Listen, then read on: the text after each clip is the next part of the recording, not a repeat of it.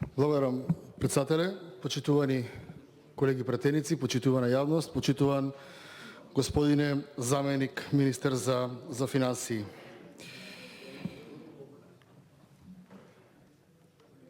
Денес ке започнам со тоа што ќе го направиме на мала и кратка елаборација на експозето кој што го имаше министерот Фатмир Бесими вчера овдека. Она кое што ни го кажа министерот, односно тоа е практично и ставот на владата, е дека ќе имаме стратешка цел подобрување на приходи, дека ќе имаме кратење на непродуктивни трошоци, дека ќе опомагаме приватниот сектор, но не ни кажа како и на кој начин. Едноставно имавме многу дефетизам во неговиот настап и ми е жал што не е тука сега да ни го објасни зошто е тукав неговиот дефетизам и во зборовите, и во тоналитетот на тие зборови. Едноставно имаше ред плашење, ред солзи, ред плашење, ред солзи. Тоа не е добро за нацијата, кога ќе го види министерот за финансии како и на кој начин го брани новиот буџет кој што е во време на пандемија и каде што многу граѓани очите им беа овдека дали ќе се пронајдат во новиот буџет или нема да се пронајдат. Мислам дека тоа не е во ред како влада да бидете толку многу несигурни во она што го проектирате за 2021 година, бидејќи министерот за финансии практично значи режисер на еден филм, а режисерот на филмот секогаш го има гледано филмот уште пред да го сними во неговата глава, во неговите проекции. Така треба и министерот за финансии точно да знае од каде ќе се зголемат тие приходи и воопшто да не биде паушален. Еве да започнеме поред.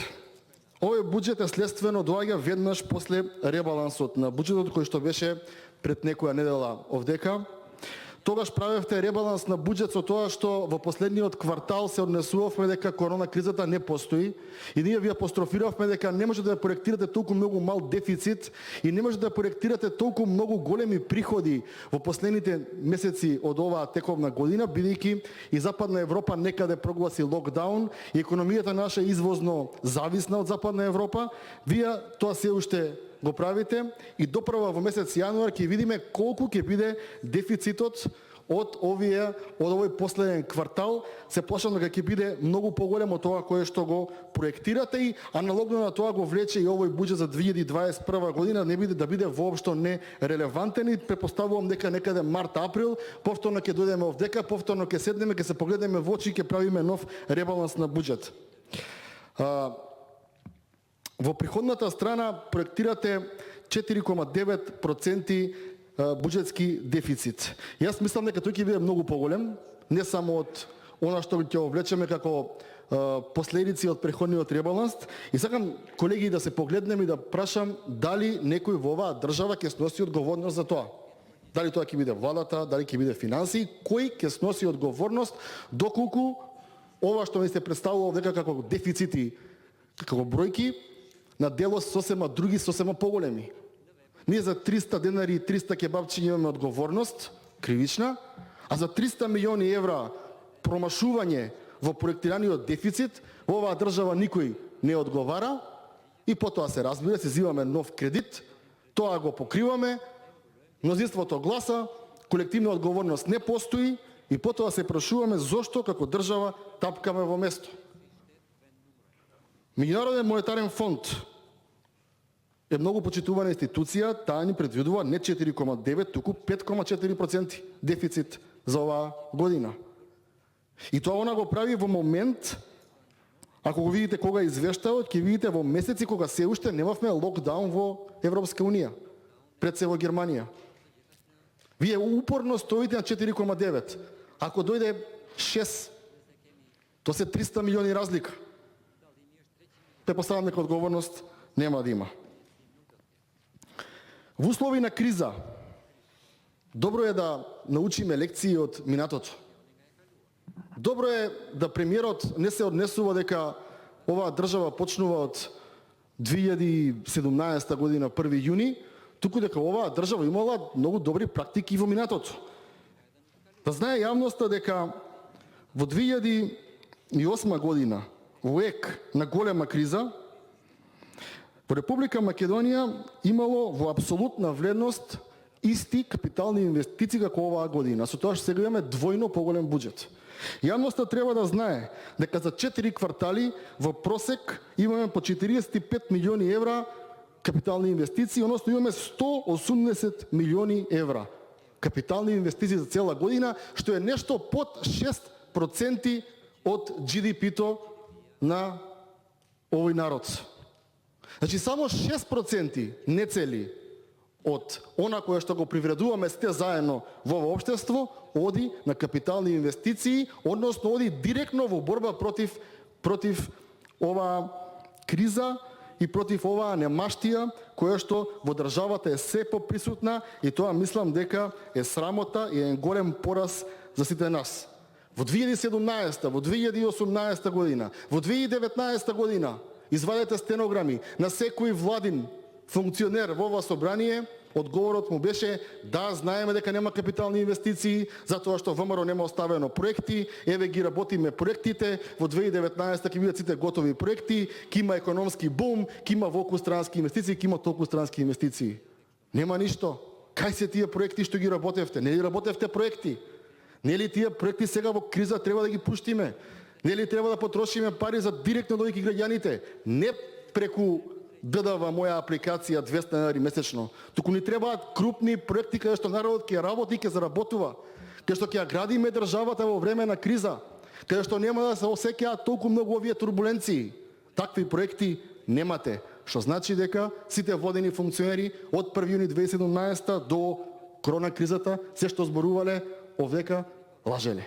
Не ја зборувале вестината, но има кој да суди за тоа. Сите антикризни мерки, ве прашав и вчера, зборувате, не вие конкретно како пратеници, но оние кои што ги избравте во владата, дека се 1 милиарда и 150 милиони евра. На хартија имаме потрошени измеѓу 460 и 470 милиони евра. Каде се повеќе од 600 милиони евра? Излезете и кажете му на овој народ каде се повеќе од 600 милиони евра. Ама никогаш нема да му кажете дека реално сте исплатиле само 470 милиони евра. Дали знаете зошто? Затоа што тогаш ќе имате уште еден пораз. Затоа што тогаш ќе се види дека и Косово, што е најмлада држава и целосно неоформена, има повеќе вложено од буџетот во развојот на приватниот капитал во корона криза, него и Република Македонија, која што е веќе скоро 30 години држава. И не е вистина тоа дека 2021 година ќе биде година на заздравување на економијата. Со овие политики, со оваа влада, со овие економски знаења, со овие карактерни особини на оние кои што ни ја водат државата, економијата нема да биде подобра, и тоа треба да го знае народот, дека економијата може да се подобри ако само се смени владата, дојдат нови луѓе со други идеи и со сосема различни и спротивни економски политики од оние кои што ги гледаме сега. Предвидувавте за 8,3% во 2021 година повисоки приходи во однос на вториот ребаланс. Значи, 8,3% предвидувате повисоки приходи. Од каде, бре, луѓе? Кој ќе плаќа? Кое стопанство ќе ги плаќа тие пари? Сите кубурат чекаат 14.500 денари од државата, а вие предвидувате дека ќе имате секако што треба и плюс 8%. И ние тоа треба да ви веруваме, и да веруваме дека тој ќе биде дефицитот, и да веруваме дека нема да има многу задолжувања. Расходите ги намалувате за 2,1% во соодност со вториот ребаланс. Ако се знае дека за плати оваа година народот треба да знае дека за плати во администрација предвидувате 20 милиони евра повеќе него ли лани. Народот треба да знае дека и покрај тоа што голем дел од луѓето вработени во администрација со новиот закон, кои што исполнуваат 64 години, ќе одат дома, односно ќе се пензионираат, ќе остават работни места ослободени, тие ќе се пополнат и плюс 20 милиони евра. Тоа е суровата реалност околу непродуктивните трошења во Република Македонија. И кога сме кидолот, граѓаните на Република Македонија треба да знаат дека за 3 години Социјалдемократскиот сојуз ја задолжи оваа држава со 1 милиарда и 864 милиони евра, и плюс сега сме на пат со овој буџет да се задолжиме уште 1 милиарда и 250 милиони милиони евра, тоа е 3 милиарди евра задолжување од една влада за 3,5 години. Кој тоа ќе го одобри? Која е таа економска политика, почитувани пријатели? Понатаму, доколку економскиот раст ви е предвиден на 4,1, стапката на инфлација ви е од 1,5%, тоа е кумулативно 5,6%. Од каде ќе дојдат останатите 2,4%? Проста математика, не сум економист, ама вика дека 4,1 плюс 1,5 е 5,6. А каде ќе дојдат тие другите 2,4%? Се надевам дека некој од вас ќе ми каже. Едноставно имам чувство дека овој брод нема капитен. Едноставно имам чувство дека некој континуирано смета дека во ова собрание може да помине се и дека ништо не се чита и дека секое чудо е за 3 дена. Околу приходите сакам да прашам како тоа ќе продавате државен капитал и земјоделско земјиште? До кога ќе продаваме тоа што го имаме добиено како наследство од преходните генерации? Наместо ние да земеме сега сте тие загубари, сте тие јавни предпријатија, да ги реконструираме, да отпуштиме тоа што не треба да биде таму, да донесеме способни менаџери, да ги направиме рентабилни компании кои што ќе им служат и нивните генерации, најлесно ние да земеме и да ги продадеме. Зошто? Затоа што сме немале пари и затоа што не ни давале повеќе кредити. Па добро, нели сме супер во економијата, нели блескаме? А сега признаваме дека нема да ни даваат кредити и ќе мора да продаваме нешто што ни е останато како наследство од преходните генерации, и за тоа сум многу против. Во поглед на инфраструктурата, ветувавте 750 километри автопатишта, нема магистрални и регионални патишта, нема ни 200. Ветувавте 260 километри автопатишта, преходно 600 километри, и вие и јас знаеме дека немате ниту еден милиметар автопат кој што сте направиле проект, ревизија на проект, кој што тендерирал и е завршен, ниту пак е почнат со работа. Каде е, почитувани пратеници на вашиот председател и премиер господинот Заев, Чебрен и Галиште? Ви кажав и вчера, на среќна нова 2019 година, декември, на пратенички прашања ветуваше дека 2019 ќе биде година на економијата, дека готово било со Чебрен и Галиште. Го ветуваше Бошков мост, ветуваше нов клинички центар, само што не започнало да се гради во Ѓорче. Требало да биде не знам каде во Карпош, ама сега во Ѓорче 2019 више ќе почел да се гради. Нели со тоа беше готово? Нели требаше да имаме години на економијата? Каде е, почитувани пријатели од СДСМ, од ДУИ, колеги, каде е Скопје Блаце? 7 министри отидоа таму да се сликаат за 2 километри пат, отидете таму 2 милиметри нема изградено. Каде е автопатот Велес градско Прилеп Битола Меджитлија? Никаде не е. Каде е реконструкција на Тетово Гостивар? До никаде не е. Каде е автопатот што го ветувавте или магистрален пат од Гостивар до Кичево? Никаде го нема. До каде е пругата во Бугарија? Никаде нема. Уште е прва фаза. Колешке, видете ги договорите што ги подпишавме со ЕБОР. Затоа Бојко Борисов се буни, бидејќи по договор требаше вика да бидеме крај на втора фаза, ние втора немаме почната фаза. И ни ги повлекоа парите, колешке, да знаете, нека не ви кажуваат нешто што не е. Прочитайте тоа се документи од јавен карактер. До каде е пругата со Албанија? Ке се поврзувавме со Драч, ке бевме отворена држава, ништо тоа нема. Ништо нема. Лага до лага. Еден капитален проект немаме. Излажавме и студенти. Каде е студентскиот дом нов во Скопје? Каде е студентскиот град, почитувани пратеници? Нели треба да го дигнеме гласот и побараме одговорност од оние кои што ги бираме во владата? Кои што не влечат за нос 30 години во ова собрание, народ веќе некаде не гледа на телевизија, бидејќи се што зборуваме, некој друг си тера како што сака, а овде има мнозинство кое што секогаш ќе го гласа истото. И знам дека некој ќе каже ковид криза дека е за 2020 година. Намерно зборував се до 2020, а за 2020 година во ковид криза, да ве подсетам, дали зборував дека ќе има нов втор бран во септември месец? Дали сите доктори на чело со политичарот Караджевски, заедно со Филипче, зборуваа не очекува втор бран да завршиме избори? Па еве го вториот бран дојде, па да прашам колку модуларни болници направивме во оваа држава? Знаевте од март дека во септември ќе има втор бран. 0 модуларни болници направивме. 0. Луѓе живи и луѓе починати во иста просторија, гледаме слики како еден прима инфузија, а друг е покриен со чаршаф. И тоа е поразително за сите нас овдека што седиме во ова собрание. Сакам да ве прашам, колку пари им покачивте плата на докторите и медицинските сестри? 0 денари, ги лажевте 6 месеци и на крајот рековте во ребаланс оставивте 900.000 евра. 54 милиона денари, ако ги поделите по бројот на вработени во здравствениот сектор, е под 100 евра од човек награда. И тоа е срамота. Тоа е срамота да кажете дека било што сте помогнале.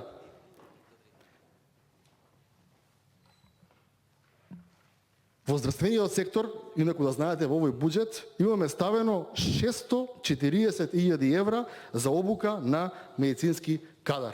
Толку вака се вреднува здравството кога нема избори на месец, 2, 3, односеги на буџет или ребаланс. Понатаму, во ова собрание нова говорница често пати зборував за заемот од 90 милиони евра.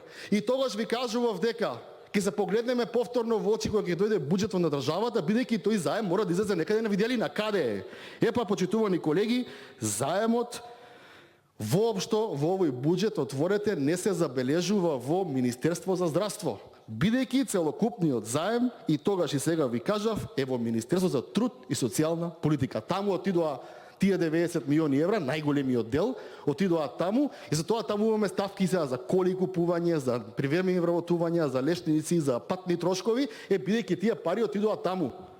И сега повторно вака ќе се правиме дека тоа не го слушаме, повторно ќе се правиме кога ништо не знаеме и повторно се вака ќе си оди, ама ќе видиме до кога.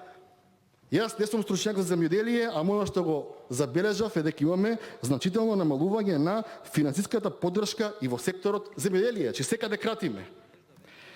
Прашувам зошто има само 1,3 милиони евра, господине заменик министер, за аерозагадување.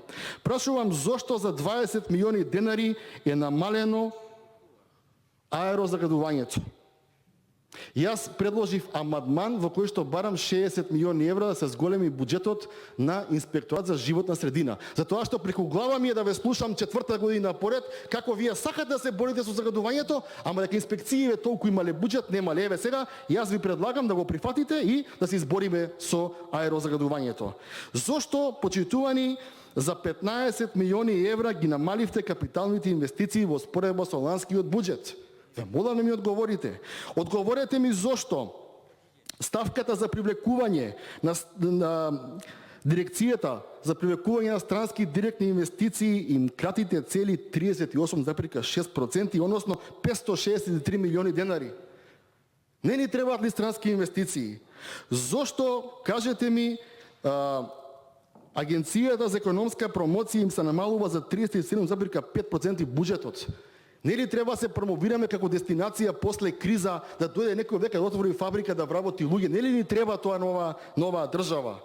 Понатаму, правосудството. Многу сакаме да се држиме на правосудството, бидејќи вие сте за правда, нема мир. Почитуваната јавност треба да знае дека во судството за 6,7% имаме помалку пари од 2020 година или 4 милиони евра помалку. Зошто? Па јас кога зборував овдека за судски такси, дека ги дереме граѓаните за 18 денари по лист, колешката Мираковска ми кажа, не се секирете, во новиот буџет предвидуваме зголемен буџет за судство. И јас се повлеков. Еве сега гледам, буџет за судство бил намален, ама ние сакаме правна држава. Дури имаме намален буџет за 8,4% или 18 милиони денари за јавното обвинителство. Значи судство и обвинителство не ни треба. Тоа беа првиот ремарк на Европска унија. Што ни треба нас? Европски интеграции. Така е.